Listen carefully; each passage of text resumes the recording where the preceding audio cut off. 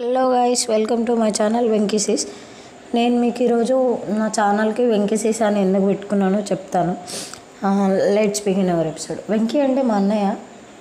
మేము ముద్దుగా వేయినామల్లవాడు అని పిలుస్తాం. సో మా అన్నయ్య అంటే నాకు చాలా ఇష్టం.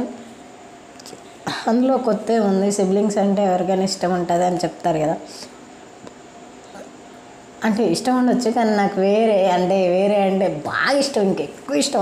అసలు నేనంటే కూడా నాకు అంత ఇష్టం ఉండదు కావచ్చు, కానీ మా అన్నయ్య అంటే నాకు అంత ఇష్టం. ఎందుకు ఆయన మాట అంటే ఇక ఏదో వాక్ అట్లా ఫీల్ అవుతాను నేను.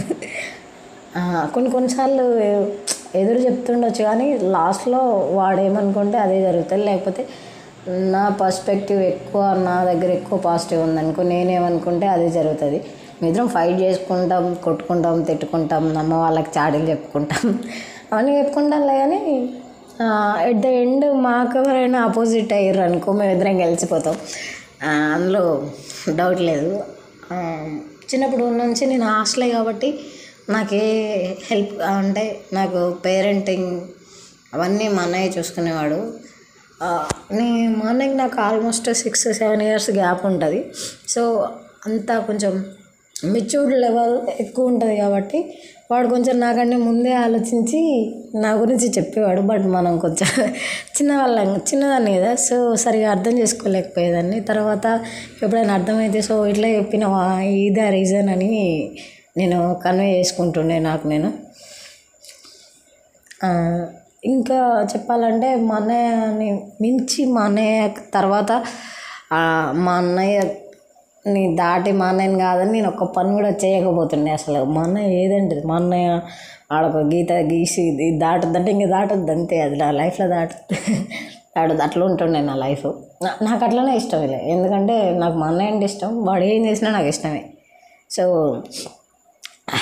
అట్లా ఉంటుండే. మా అన్నయ్యకి కూడా అంతే. వాడు కావాలనుకుంటే వీళ్ళందరితో నాకేంది అన్నట్టు పోయి వాళ్ళ ఫ్రెండ్స్ తోటి చిల్ అవ్వచ్చు, ఎంజాయ్ చేయొచ్చు. కానీ వాడు నాకు ఇంతమంది ఆడపిల్లలు ఉన్నారు, ఖచ్చితంగా నేను కష్టపడాలి, వీళ్ళకి మంచి పొజిషన్లో ఉంచాలని. ఎందుకో వాడి సెల్ఫ్ కూడా ఆలోచించకుండా మా కోసమే ఆలోచిస్తాడు. అలాంటి గ్రేట్ పర్సన్ నాకు అన్నయ్య అయినందుకు జీవితం మొత్తంలో నేను ఒక లక్ నేను దేవుని నుంచి పొందింది ఏంటంటే అది మా అన్నయ్యే. అది ఎవరికి అర్థం కాదు కావచ్చు, అర్థమైనా అర్థం కాకపోయినా వాళ్ళకి ఎక్స్ప్లెయిన్ చేయాల్సిన అవసరం అయితే నాకు లేదు. కాకపోతే నాకు మా అన్నయ్య ఎంతనో నేను చెప్తా, ఎందుకంటే అసలు ఎన్నో సాక్రిఫైజులు చేసిండు మా కోసం. సో ఖచ్చితంగా నేను చెప్పాలి, వాడి గ్రేట్నెస్ అనేది గుర్తించాలి. సో ఎప్పుడు ప్రేమగానే ఉంటారా, గొడవలు కావంటే మస్తు గొడవలు అయితే మాకు. కొట్టుకుంటాం, తిట్టుకుంటాం. అంటే చిన్నప్పుడు బాగా కొట్టేవాడు, కానీ ఇప్పుడు కొట్టట్లేడు, పెద్దోడు అయిండు. అంటే పేషెన్స్ ఎక్కువైపోయింది వాడికి.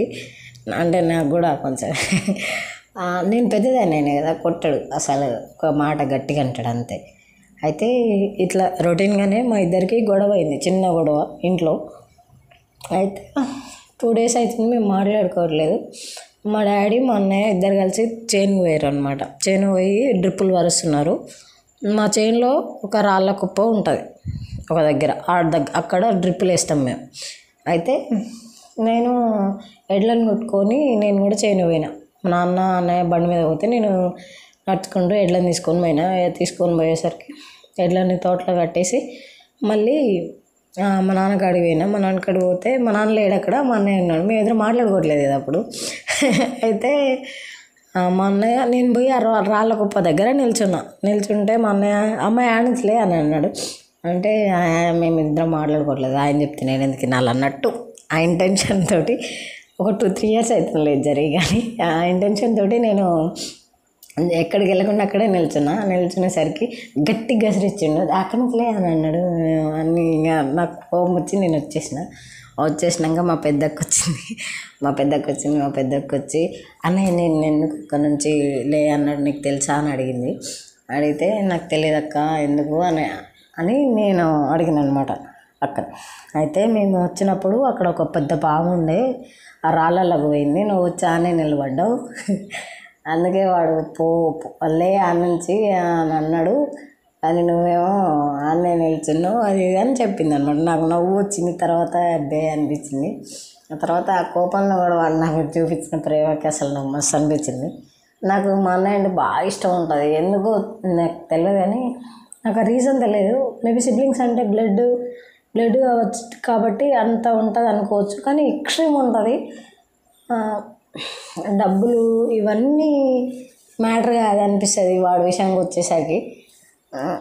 సో నాకు నా సెల్ఫ్ కూడా ఆలోచించాలి అనిపించదు. వాడు చేసిన థింగ్స్ మాకన్నిటికీ మాకు ఏం కావాలంటే అది మాకు కొంచెం మా గురించి ఆలోచించి మా కోసం ఉండి అసలు మా అన్నయ్య చూసే నేర్చుకోవాలనిపిస్తుంది ఎవరైనా కూడా. అంత పేషెన్స్ ఉంటాడు మా నాన్న తర్వాత మాకు పెద్ద సపోర్ట్ ఎవరంటే మా అన్నయ్యే. అసలు నేను ఎప్పటికీ అనుకుంటుండే మన కష్టం కొంచెమన్నా పంచుకోవాలి అని, కానీ మన వల్ల కాని పని అది. చిన్నప్పటి నుంచి మేము ఎక్కువ ఎప్పుడు కలిసలేము, ఎందుకంటే నేను ఎప్పటికీ హాస్టల్లోనే ఉంటుండే. మా అన్నయ్య కూడా 10th ఇంటర్ వరకు హాస్టలే.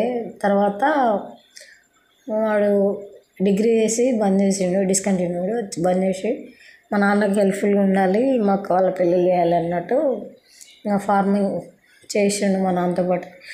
కొంచెం రిటర్న్ అయింది అనమాట. ఫార్మింగ్లో మా అన్నయ్య అప్పుడు మస్తు ఉంటుండే, అసలు ఎంత కష్టపడుతుండే అంటే ఘోరంగా కష్టపడుతుండే.